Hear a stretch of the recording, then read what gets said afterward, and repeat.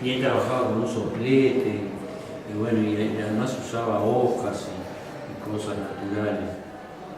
Y bueno, el soplete ya para mucha gente es caro. Es caro, sí. Tenés que tener otro equipo. Y después,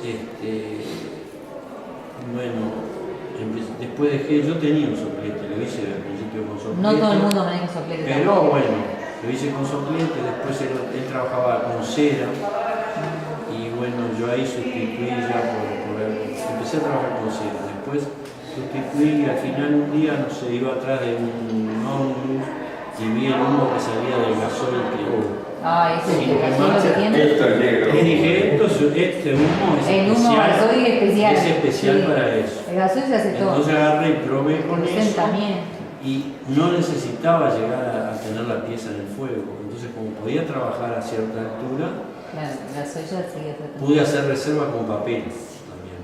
Ahora, muchas de las reservas que he hecho son con papel. Hay alguna pieza por acá que me permitió hacer eso. Y después en una etapa posterior vi alguna vez en un libro que había piezas esmaltadas y ahumadas. Yo pensaba que el esmalte impedía, ¿viste? Cuando estaba vidriado no te entra, el ahumado no entra. Solo puede entrar en un craquelete, pues te va a entrar, pero si no, no entra. No se adhiere, ¿no? Y sí, claro, no se adhiere nada, no entra nada porque es como ponerlo en un vidrio, después vos pasás así, se sale. Entonces empecé a experimentar y modifiqué un esmalte, lo modifiqué con kaolin, lo hice más duro y lo hice más rugoso. Yo trabajo siempre a soplete, lo pinté sin filtrar, ¿viste? Entonces quedó una superficie rugosa. Claro. Y esa superficie rugosa que hizo que el hollín se prendiese de una forma más fácil. Claro, entonces hay una serie de piezas que son varias de las que están acá que están hechas de esa forma. Claro, todos esos grises que se ven allí, que son son hechos así, con un esmalte blanco, y con eso. No experimenté, por eso siempre en cerámica te quedan cosas que se compran. Siempre hay que estar experimentando, siempre salen cosas nuevas. Digamos que son, no sé si son infinitas, pero son muchísimas variedades. Porque, por ejemplo, yo nunca lo hice con otro color. Podría haber hecho, por ejemplo, agarrar un amarillo, meterle kaolin y después ahumarlo y podría quedar otra cosa diferente, un verde, suave. Claro. Digo, no puede ser un color muy oscuro porque si no el ahumado no se va a notar, digamos. Pero hay esas posibilidades, esas se las dejo para ustedes. Para nosotros, el amarillo, claro, pero es más claro. Si tienen interés, ¿viste? Y bueno, esas son las dos cosas que yo más o menos puedo aportar como diferentes. Sí, realmente, ¿no? Sí. ¿Viste? Y después hay otra cosa que sí, esa podría ser más común, que son las piezas negras. Que esas son, bueno, el esmalte negro es un esmalte brillante, negro nomás. Pero tenemos más brillante, es como un negro bueno, mate. es más brillante, pero yo a esas las mezclé con un esmalte mate que tenía marrón. Se puede mezclar. Claro, sí, los esmaltes se pueden mezclar. Si vos haces la mezcla. Porque tenemos mucho negro brillante y negro mate, nada. Yo compré negro mate, pero es una pieza grande que tengo. Bueno. Y porque el negro brillante le queda muy, como que no. Bueno, si hay una pieza que está por ahí, que después yo, en todo caso, cuando recorremos lo explico, que yo la había hecho en negro brillante. Para mí era un poco un desafío hacer el negro brillante, porque viste, los colores brillantes siempre son más difíciles. Sí. No sé, yo, por lo menos cuando empecé a hacer cerámica, siempre como que las piezas, digamos, se notan más todos los errores. Más refinadas eran todas en colores o satinados o mate, ¿no? Y La hice en negro brillante y la vi un tiempo, la tenía en el taller y un día me pudrí de verla y agarré y la resmalté en blanco, le di una capa blanca y aparecieron colores, porque el negro tiene una riqueza, digamos, de componentes, tiene cobalto Claro. y tiene algo de manganeso, Claro. fundamental. Entonces aparecen colores azules y ahí aparecieron unos colores verdosos. Yo voy a Verdosos mostrar también, la claro. pieza. Y esas están hechas con un esmalte, el esmalte negro brillante, mezclado con un terracota que es bastante mate. Y entonces, si las mirás bien, están como un satinado intermedio, no son brillantes. Y después le di esa sopleteada de blanco, que usé el blanco que uso endurecido con un poco de paulín. Y resulta que el manganeso que tiene, siempre el manganeso produce eso, si pones manganeso y una capa de otro color, siempre te aparece brotado porque desprende gases. No sé si es el oxígeno del óxido de manganeso o algo, pero desprende gases y los gases al atravesar la capa de esmalte blanco es la que dejan los cráteres esos. O sea que si quieren conseguir un efecto de eso, funciona de esa forma. ¿Cómo andas? Y bueno, creo que me parece que es más o menos todo lo que puedo. Hay algunas, bueno, también depende, porque ahí donde está el plato aquel acá atrás, esa que es brillante, la primera, que está en la parte de abajo, esa es más o menos la misma combinación, pero con una capa de blanco mucho más finita, ¿viste? Entonces, ¿la última capa le da o la primera capa? No, primero va el negro. Va el negro. Negro como cafetera negra, digamos, negra, pero si no le des el blanco quedaría negro. Claro. Y ahí una capita de blanco mucho más suave. Más suave y le da como que aplaca el negro ese, ¿no? Aplaca, pero ahora sí, después cuando la mires vas a ver que también tiene unos poritos, pero mucho más sutiles y no llegan a capa, no es tan gruesa, entonces como que la abre pero no le da para expandirse, digamos, ¿no? Hacen un agujerito, queda todo un cribadito y quedó brillante además. Sí, quedó bonito. Sí, aunque el esmalte de abajo era ese también satinado, pero ahí lo que pasa es que le di blanco, pero no le di, ahora que estoy pensando estoy casi seguro que el blanco que le di, porque todo uno hace experiencia y a veces no anotás, es blanco brillante, entonces por eso levantó brillo, pero no se hizo tan espeso que el pasaje del gas del manganeso, digamos, del oxígeno, no le abrió tan grande. Y no sé, después me acuerdo de alguna otra cosa, bueno, nada, digo, respecto del arenado, bueno, las piezas son estas o las que están opacadas. Yo en algún momento hice alguna cosa que combiné las dos partes, que se puede hacer también. Una parte arenado hasta el bizcocho y la otra arenado suave. Y esas se hacen con la máscara. Primero se saca la parte que se va a arenar hasta el bizcocho, se trabaja y después, como al final cuando igual se deja como si estuviesen así terminada, ¿no? Hasta que llegó al bizcocho. Después se saca la parte que se va a arenar suave y entonces esa se arena suave y en la otra sigue comiendo un poco más, pero claro, queda. ahí se ve. Entonces, yo no sé, yo tengo una lástima que no debía haber traído una foto, pero no había con qué mostrarla. Si hubiésemos tenido una computadora o algo, lo podíamos haber visto. Yo la usé para darle como relieve. Entonces, en las partes de la figura le hice un borde arenado hasta el bizcocho. Entonces, cuando vos la mirás de lejos, da la impresión de una pieza en relieve. Eso era un truco, digamos, de darle eso.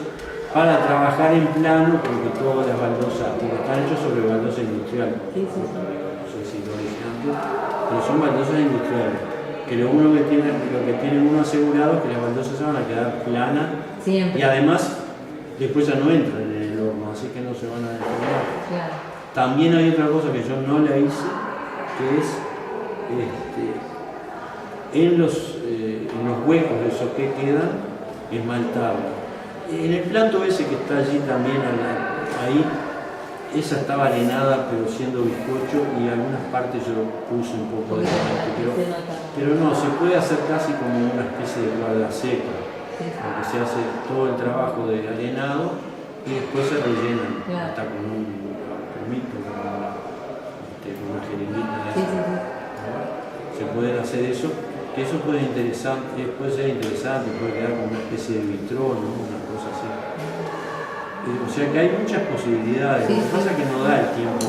Yo no digo, no podés probar todo, a veces cuando tenés tiempo, lo haces, pero te vas teniendo unos periodos de hacer determinadas cosas. Yo ahora lo del arenado ya hace un tiempo que no lo hago, porque el arenado no lo hago yo en el taller, no tengo un compresor suficientemente grande, porque lo que necesita es mucho aire, no es que tanta presión, pero tiene que tener un flujo de aire, porque yo tengo un compresor chico y una vez que empiezo a trabajar enseguida me baja la presión. Sí, claro, tiene que tener. Entonces ya no tiene fuerza para, perdón, que yo estoy medio de pan,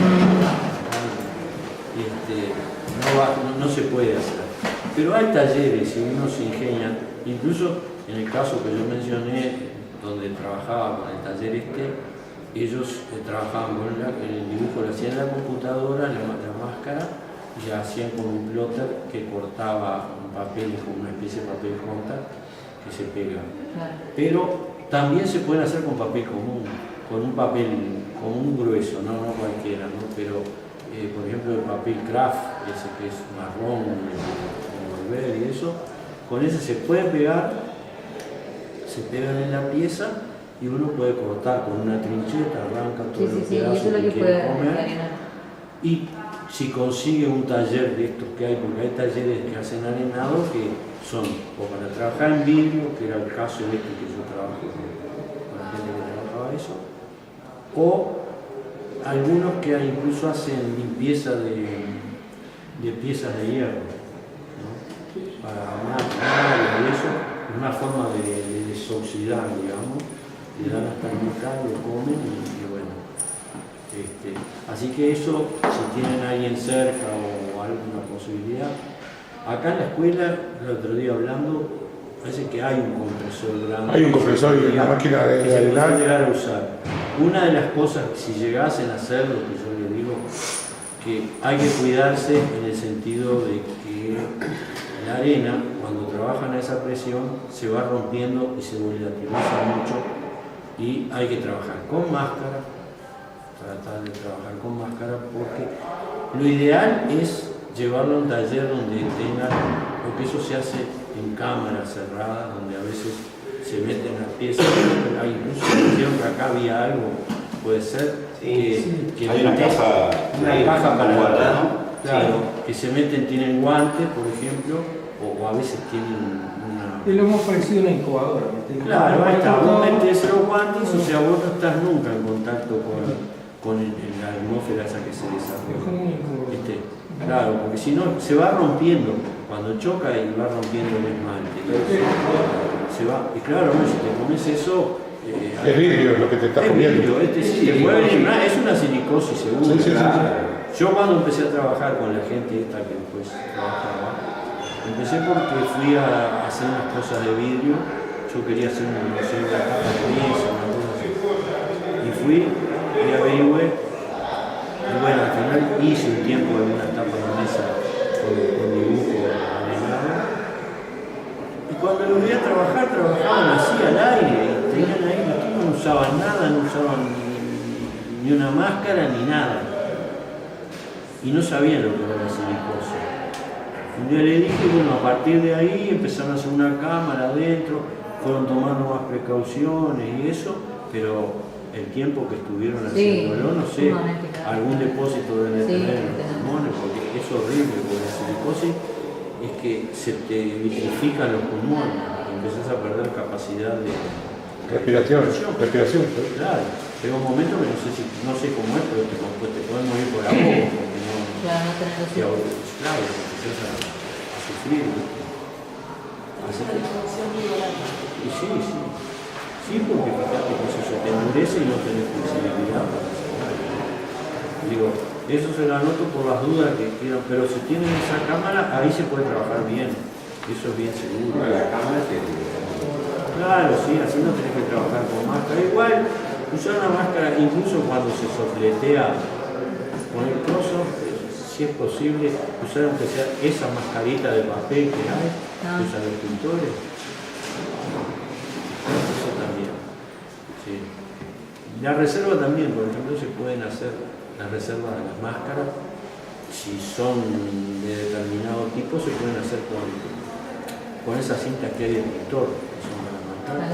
La gruesa que te permiten, ¿viste? Hacer algunos cortes, algunas figuras, ¿no? Lo usamos pero con aquella pieza que está allá, que tiene esa forma, la que está con el marco de madera, allá atrás del caballito, esa está hecha así. Eso es una pieza resmaltada sobre una baldosa industrial. Se hizo así. Esa es otra parte también que no se hace muy habitualmente, pero que no sé, yo lo he visto, porque claro, en las baldosas es muy sencillo, cuando hay que trabajar en vertical es más complicado, pero se puede hacer también resmaltar piezas, que a veces se puede hacer para salvar piezas, que se quedaron bien, y después otro color. Yo voy a hacer esto, creo que está suelta de la mostrar esa, que yo la resmalté después de tiempo.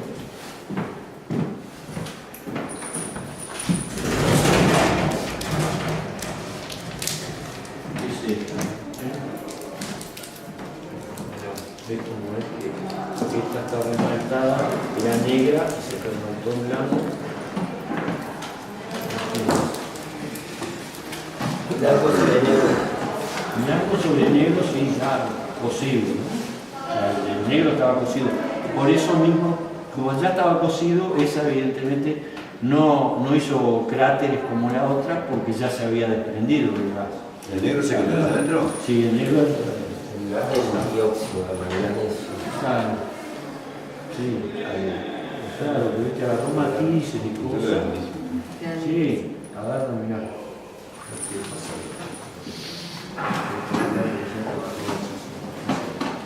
Cosas.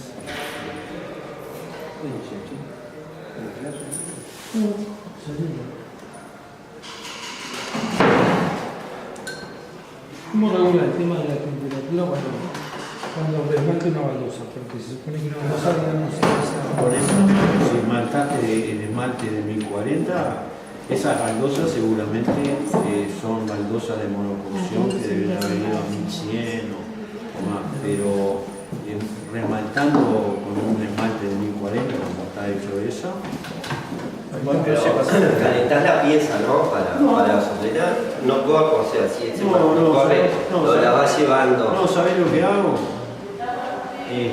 Agarro la pieza y le doy una sopleteada. Primero hay que limpiar muy bien la pieza, porque está esmaltada, porque Claro. el contacto de los dedos. Sí, Yo no uso, pero he visto que en Brasil, por ejemplo, usan muchas veces guantes de cirugía de eso. Ah, sí, nosotros usamos ¿Viste? esas mismas Eso para está pintar. bueno. Sí. Entonces vos limpiás bien con alcohol o con tiner. o lo Nosotros que sea. limpiamos nomás y la calentamos cuando la remaltamos. ¿Viste?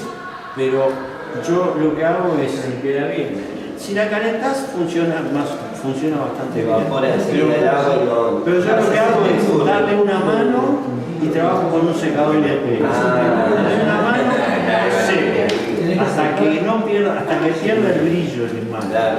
Doy otra mano seco, doy otra mano, 3, 4 manos, otro 5, secador, lo que claro. se depende del esmalte, Claro. de lo cubritivo que sea y eso. Y después Le vas dando. ¿Cuántas manos tiene esto, por ejemplo? Y mirá, ¿Secador de pelo o pistola de calor usas? bueno, la pistola de calor también serviría. Yo lo hago con un secador de pelo porque no me iba a comprar una pistola de calor porque no la usaría nada más que para eso. Pero lo se puede hacer, por supuesto, sí. Sí, de repente capaz que sea un poco violento, pero no, se puede. ¿No es violento el secador de pelo? No, porque tiene 2 velocidades cada Y uno. tenés varias velocidades. Claro. Pero no, yo lo usaba con la máxima, calculo, y Así que igual andaba. desmaltás y se cansa, eso se va sacando más Porque rápido. después el mismo esmalte te va, es es absorbente. Claro, lo va absorbiendo, lo va secando te va y absorbiendo. claro. Es como si dieses arriba un bizcocho. Ahí está. ¿Viste? Cuanto más capas tenés, lo que hay que hacer es ver, porque primero te va a quedar brillante. Y cuando vos le vas dando, es muy fácil ver cuando está seco porque se va, Claro, porque se se va va- opacando. Ya le vas matando el brillo. Hay que ser cuidadoso con eso. Y después también hay otro tema, hay que tocarla. Yo esta después cuando la tengo que sacar de la torneta, la tengo que agarrar así. Claro, para tocar Porque- porque si no marca. Claro, si no se marca. Si no se marca, así, agarrarme con los dedos, yo que sé, buscarle la vuelta, y claro, hacerla de esa forma, ¿no? Porque si no, claro, ahí es muy difícil, Sí, queda claro. muy blando el esmalte, ¿viste? Es lo que tiene. ¿Y cuántas capas estarías trabajando? Y yo qué sé, fíjate que no sé, el negro debía tener, bueno, el negro lo descontamos, tenía 5, 6, 7, no sé, 7 manos. Y el blanco podrá tener 3 manos, 4, poner 4, sí, 4 más o menos, no creo que muchas más, porque si no hubiese quedado más claro, capaz que 5, pero no, depende. Que esa es otra Ahí está cosa. transluciendo y a la vez cubriendo. Claro, lo que pasa es que acá está.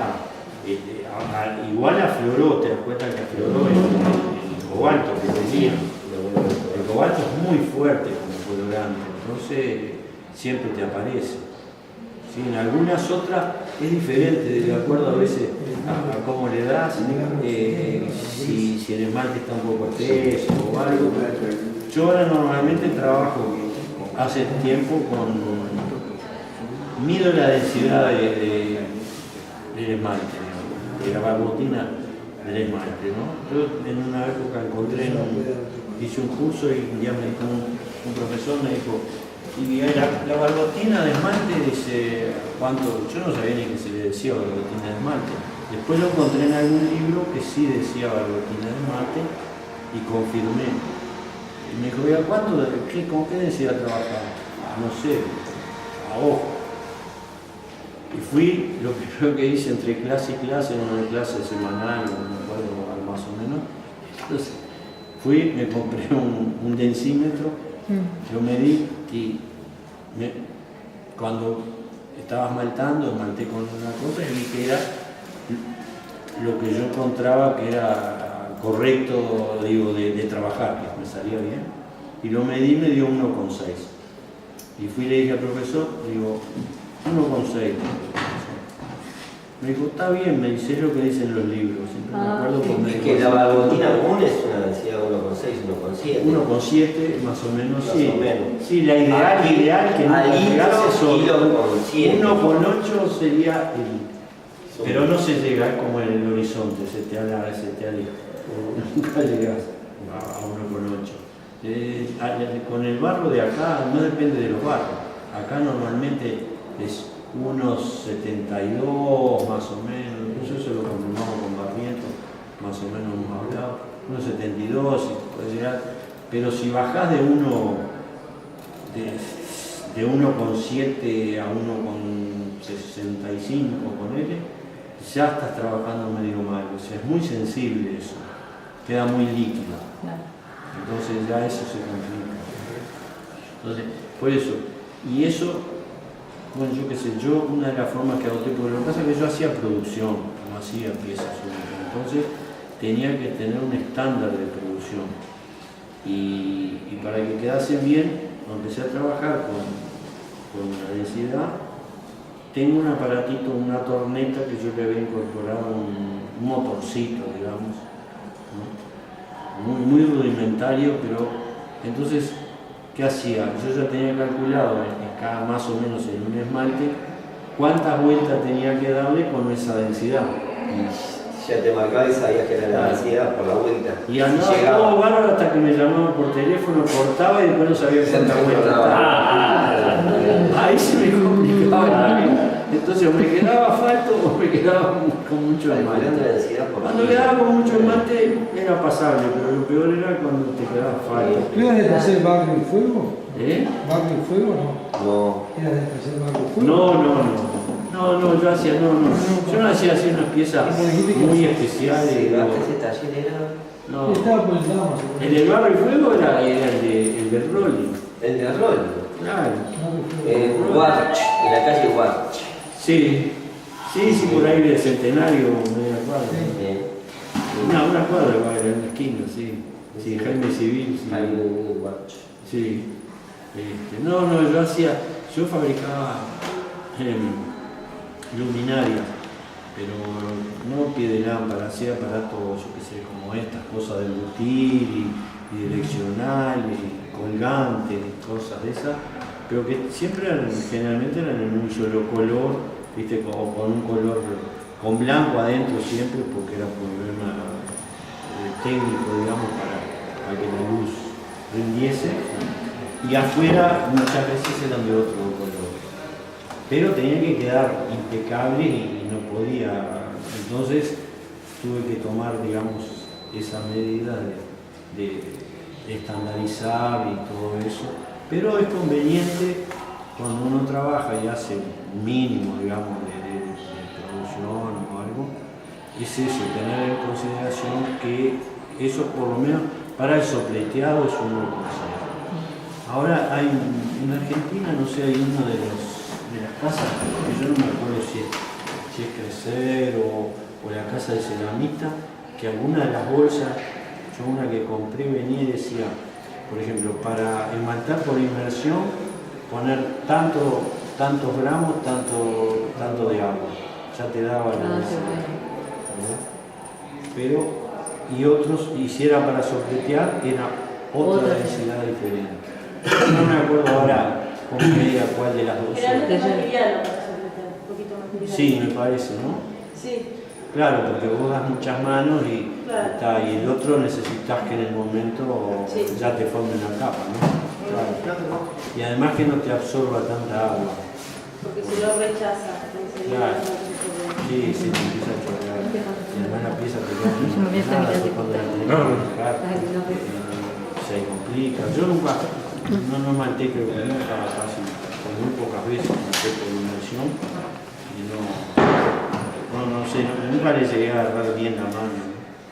Digo, los interiores sí muchas veces los hacía, porque claro, el interior es más fácil entrenar, volcás y está, y después repasas un poco el borde y está, pero ya esmaltar de un lado con un color adentro y otro afuera, lo tenés que hacer por un soplete, eso ahí no discutía, no puede ser, ¿no? Pero en fin. Y bueno, no sé, ¿alguna pregunta si quieren hacer? No sé, creo que mucho más no tengo para decir. Dijiste bastante. No sé, si quieren algo que pregunten o algunas piezas, no sé, alguna, si quieren ver un proceso de alguna de ellas, puede ser algunas, bueno, en general es más o menos lo que yo conté, salvo algunas que por accidente, por cosas como pasa en la ceramista, cuando abrimos a veces no encontramos lo que habíamos pensado, o pasa algo. ¿Te habrá pasado alguna vez, hablando de los accidentes, que encontraste un accidente que te alegró la vida, en el sentido de que, bueno, Sí. un resultado que no esperabas, pero Claro. a favor, digamos? Sí, hay a favor y en contra, claro, hay a favor y en contra. A veces o pasa que uno aplica, por ejemplo, cuando aplicás varias capas de esmalte, mezclas esmalte, y vos pensás que vas a llegar a determinada cosa, pero no sabés. Y lo que sacás a veces te mejora lo que vos habéis pensado o te lo tropea de todo. ¿Viste? Fue un señor, un brasilero, un japonés brasilero, que dio una charla, me acuerdo, una vuelta en Brasil, y se llamaba, en portugués se llamaba O acaso na cerámica, o sea, el azar en la cerámica. Y entonces él hablaba de una vuelta, mostraba unas piezas que se le había partido un piso y cayó una pieza sobre otra y le quedó como una escultura que a él le había encantado. A mí no me gustaba mucho, pero a él le gustaba y había salvado la cosa con eso. O sea, Sí. a veces una rotura. Claro, las roturas me parece que en general no dejan cosa buena, pero bueno, se da eso. Y en ese caso yo lo comparo a ese hecho, digamos, que es accidental, al hecho de la copa, de la parábola de Rodó, ¿no? De la copa de cristal. El niño tocaba la copa y cuando la llena de arena la copa deja de sonar. Y bueno, y ahí se entristece, pero se da cuenta que le pone una flor Y la flor brota, ¿no? o sea, le buscó la vuelta para... Sí, yo me acuerdo hace mucho tiempo. Hace mucho que lo había leído, pero me acuerdo ahora que Claro, lo dijiste. y yo creo que a veces uno cuando hace, a veces, digamos, toma cosas en el sentido de ver la parte positiva. El problema es que no se te transforma en método. Ah, no, no.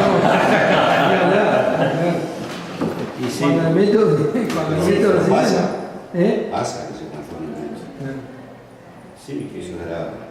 sí, no se puede jugar al azar, ¿no? Poner cualquier Claro. cosa. Claro. Digo, claro, viste. A mí me asombró alguna vez que vi, me acuerdo de Épocas de la pintura. vi un catálogo de unos japoneses, En escritura y ¿no? de creatividad. La exposición de los japoneses, ¿no? Que lo vi en Buenos Aires, lo de Vilma Villaverde. Y unas piezas brutales, ¿no? Que tenían los tipos y ¿qué hacían? Después no sé si ella nos contó o cómo fue que llegaron a eso. Los tipos hacían unas piezas únicas, absolutas, y hacían una réplica más chica de la pieza, porque esas piezas las presentaban, eran para presentar en exposición, en concursos y cosas. Entonces, esa quedaba poner en el salón, lo que fuese, y las otras más chicas las vendían, porque eran unas piezas brutales, y los tipos las hacían casi idénticas, digamos. O sea, eso es dificilísimo, cuando tienes que tener un dominio, porque lo que decía ahora es, digo, en general la gente se juega que bueno, haces una pieza única, es única, no importa, que no anotas nada, Claro. lo que sea, total, no la vas a repetir. Yo miro alguna de las piezas de esta y alguna capaz que las puedo hacer muy parecidas, pero hay otras que nada, imposible, no podría hacerlas porque no. Es que en el sentido estricto, si es única, no puede tener, digamos, no puede estar repetida inclusive a otra escala. Claro. Porque si no, la pieza deja de ser única. Bueno, digo, estas no eran únicas en el sentido de eso, ¿viste? Pero la pieza, según decían ellos, era así, ¿viste? Y como eran piezas premiadas, las vendían muy bien. Pero era la réplica de las premiadas, no sé. Sí, y además, volviendo al tema de lo casual dentro del arte, eso termina siendo más que arte, una pose artística, ¿no? Es decir, yo tiro una serie de elementos en la mesa y según cómo me queden armados, después lo presento como una obra de arte. Y bueno, Eso sería una cuestión No, porque muchas veces te pasa que vos no tenés muy previsto qué es lo que efectivamente vas a hacer. Yo hablo de repente en otra disciplina, como es la pintura. Que es como la composición de la música, o como esa pregunta famosa que le hacen, hiciste la música primero y la letra después, mil formas de llamarlo. O muchas veces, y eso vos encontrás cosas más que armás. Tirás 3 o 4 líneas, 3 o 4 manchas y encontrás en algún punto algo que vos no sabías que estabas buscando. Pero no es lo mismo que asumir el error como forma de método, sí, método. Eso es algo de lo que está pasando Una ahora, forma distinta de buscar. digo, con el arte contemporáneo, lo llamado arte contemporáneo, que de repente son cosas que surgieron porque se dio, porque tuvieron una idea que puede ser cómica o lo que sea, y después se presenta como una obra de arte. Claro. ¿Viste? Y bueno, y en cerámica, lo que decía él, yo a veces dibujo muchas veces, pero después cuando me veo enfrentado a esto, cuando pasás del dibujo plano a un volumen, o el barro te empieza a dominar y no lo podés porque se te va para un lado, o porque se te raja una parte y la cortás y yo qué sé, y al final terminás en algo que no tiene nada que ver con con lo que lo habías iniciado, o a veces el barro te va sugiriendo cosas que las hagas. Porque vos haces una cosa y de repente, bueno, decís, le vas a hacer 2 incisiones acá y las haces, pero te queda todo un espacio libre que te pide algo.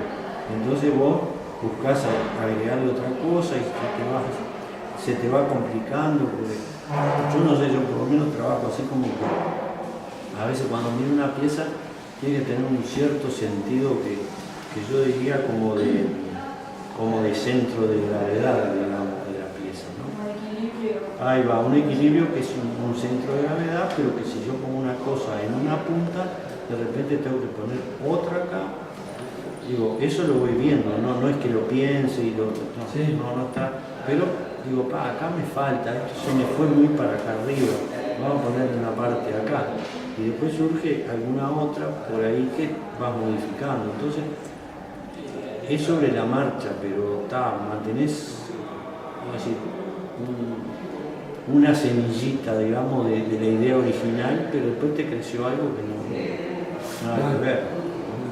Con el tiempo, cuando uno va teniendo más experiencia, esas cosas las vas manejando mejor, digo, te vas acercando a que deseas hacer una cosa, no tanto en la forma, pero de repente poner en el uso de los esmaltes, esas cosas, yo qué sé, a mí ahora no me sucede demasiado habitualmente que una combinación de los esmaltes y eso me salga.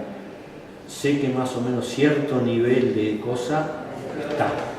De ahí para arriba o para abajo, bueno, más o menos está, pero siempre. Tenés un porcentaje de la situación controlada de alguna manera. Claro. A través del conocimiento. Eso es la experiencia. Claro. Exactamente. Nosotros en joyería, yo doy joyería y lo que decimos a veces como concepto, que ahora también todo pasa mucho por el diseño y a veces hay muchos diseñadores que a veces no conocen el oficio pero saben diseñar, que decimos que a veces donde entra el lápiz después no entra la herramienta. Entonces, digamos, el que diseña también debería, digamos, tener un conocimiento, no digo total, pero parcial del oficio al cual se va a dedicar a diseñar. Digo, independientemente de que si hablamos de diseño podemos hablar en cualquier terreno, pero no es lo mismo, digamos, alguien que ha hecho cerámica, que diseña cerámica porque sabe cómo se comporta la cerámica y bueno, y de repente tiene en cuenta la cantidad de cosas. Sí, yo coincido contigo, ¿no?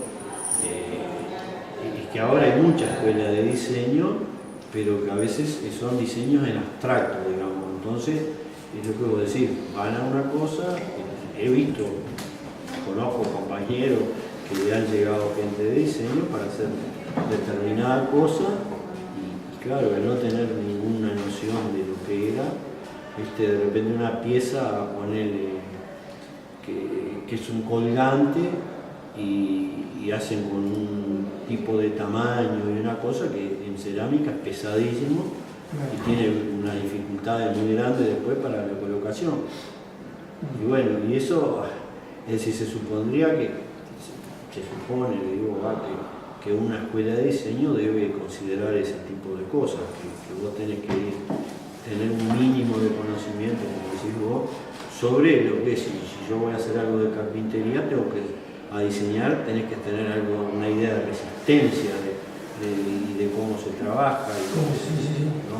Cómo se comporta la madera. Claro, pero no es tan habitual los remodelos, la motormodelo.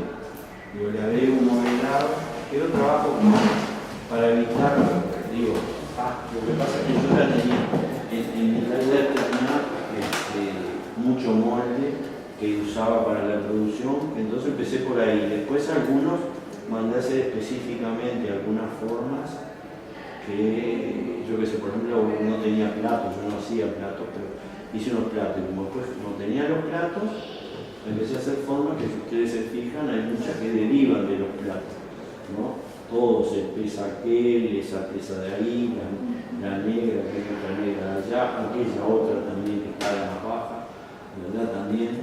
todas son derivados de esa forma, ¿no? Y algunas con plancha he hecho, acá no tengo ninguna, pero hice algunas, y algunas otras son directamente del molde. Porque, digo, para trabajar así yo porque tenía algo, si no lo que conviene es tener, digamos, alguna de las formas más elementales, digamos, un cilindro, no sé, una esfera, poner una cosa así, una semiesfera, no sé, alguna otra cosa más que a uno se le puede ocurrir, ¿no? Por lo menos cuando haces esas cosas ya son tan clásicas que incluso si las usás sin modular, ya más o menos en cuanto a la forma ya venís salvando la pieza, ¿no? Y bueno, y a veces, y esa forma además se puede repetir, cuando las formas son muy complicadas, cansan, ¿viste? Y eso es otra cosa que a veces para hacer una producción en serio o lo que sea, es importante, digo, desde el punto de vista del diseño, hacer cosas que no cansen, que vos puedas repetirlas, no sé si indefinidamente, pero por lo menos muchas veces, ¿no? Si eso yo cuando hacía los artefactos y eso lo tenía bastante en cuenta, y todos partían de forma, ¿viste? Eran o cilindros o semiesferas o más o menos, no hacía cosas demasiado rebuscadas porque haces algunas y se te agotan enseguida, porque después hacer alguna variante en colores, después puedes decorar arriba de esas formas elementales que tenés. ¿Viste? Yo hay una que me usaba bastante, que es esa que está allí, por ejemplo, esta, la que es más altita, que viste que es de sección así, oval, de arriba. Y esa, yo hice hacer un molde, incluso ni la pieza, yo pienso que la pieza ni siquiera la hice una primera, pues llevé a un moldero que trabajaba muy bien, que había sido moldero de Olmos, y él me hizo el original, me hizo el prototipo y me hizo, porque esa pieza no la podía hacer en mi entorno, es imposible, porque viste, no, yo que sé, podrías deformarla, pero no es muy seguro que te quede así.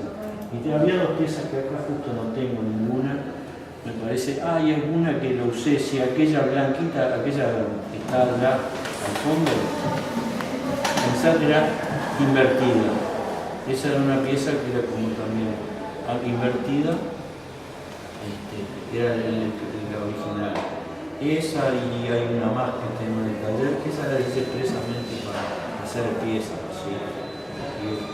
Y funcionaron porque las hice, bueno, esas aparecen también en esa está hecha en una de estas y en una de aquellas. Está cortada aquella y está pegada ahí. Jugás un poco con la variación del molde, inclusive invertirlo, cortarlo. Sí, a veces digo, se limita un poco, ¿no? Pero yo me acostumbré a una cosa que a veces, o yo qué sé, yo creo que es así, digo, es una creencia mía, que a veces las limitaciones te dan, yo qué sé, no sé si más creatividad, pero te hacen trabajar más. Porque sucede que cuando vos tenés un panorama muy inmenso, que vos podés hacer cualquier cosa, hasta eso te despista, porque no sabés qué hacer. Digo, yo a veces lo comparo cuando vos entras en internet y pones a buscar, ponele en internet, y vos si no sabés qué buscar, si te decís, bueno, voy a buscar cerámica, bueno, está cerámica, pero si te planteas enfrente de la computadora y decís, ¿y qué busco? A ver, me interesa la cerámica, me interesa el cine, me interesa el deporte, y no sabés para dónde ir. Y, viste, entonces, hay veces, y además soy partidario de trabajar con los elementos que vos tengas a mano. Pero por otra parte, cualquier proceso creativo, en la pintura te pasa, en la escultura te pasa, y lo ves en todo lo que es plástica, los grandes creadores, después de transitar por caminos de lo más complicado, terminan siempre en la síntesis más absoluta, ¿no? El problema empieza cuando vos empezás a desprenderte de un montón de complicaciones y podés recorrer ese camino inverso, llegás a un punto en el que te complicaste la vida y después empezás a limpiar y llegás a tratar de llegar de vuelta a lo sencillo, a lo simple, a lo inmediato, ¿no? Que la gente directamente la conmueve. Y es un proceso evolutivo, ¿no? Es un proceso evolutivo, claro. Sí, fíjate en eso, cuando la gente comienza, las piezas son mucho más complicadas que cuando avanzan, como dice Teo, ¿no? Yo me pasaba un poco cuando hacía la luminaria y empecé a trabajar con la parte mecánica, digamos, de ella, de cómo eran los agarres, las cosas, y hice un montón de cosas y pasaron los años y un día me puse a pensar y simplifiqué todo, pero necesité 10 años a simplificar. O sea, simplificar es lo más difícil. En general, la gente con menos experiencia, las cosas llegan a un terreno mucho más rebuscado, ¿viste? A las soluciones finales. Incluso la propia función del objeto Sí, a veces te determina la belleza, ¿no? Cuando vos llegas a sintetizar sí, la funcionalidad del objeto en la forma, es casi que la más linda. El martillo que mejor funciona como herramienta es el más elegante, y el plato que abarca lo que debe y no más es también el más lindo. Tenemos dentro ese concepto muy arraigado, ancestral de la belleza, ¿no? claro, sí, la forma de que es un poco lo que yo decía hoy también, de eso de cuando, por ejemplo, si para hacer un molde, pensarlo 3 veces y hacer un molde que te sirva a unas cuantas veces y que no te agote, ¿viste? Que sea una cosa lo más puro posible, que vos le puedas incorporar, agregar o sacar y que te quede algo.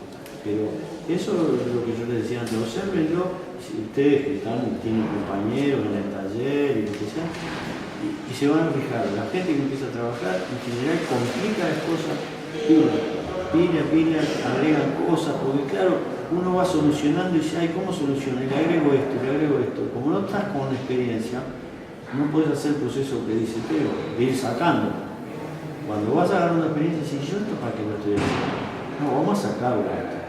Yo me pasó un poco con el tema del ahumado, que yo empecé a sacar de cosas, porque dije, ¿para qué estoy usando esto? ¿Para qué uso un soplete si no tengo necesidad de usar un soplete? Viste, y además un soplete es caro. Además, como yo venía de un tema de producción, para mí la parte económica también me pesaba, digo, me sigue pesando. Vamos a hacer una cosa que sea accesible. Por eso yo cuando decía, incluso a veces viste que es muy común que digamos, que mucha gente diga algo sobre todo en la pintura. Pero si yo estuviese en Europa y tuviese las pinturas que las tienen allá, yo, ¿sabes las cosas que haría? No harías nada, loco, porque vos tenés que trabajar acá con lo que tenés. Es así, porque allá hay gente que tiene todas esas cosas y tampoco hace cosas buenas. Mirá Diente lo que hizo con un ladrillo. Mirá vos, ahí está, fue el inventado.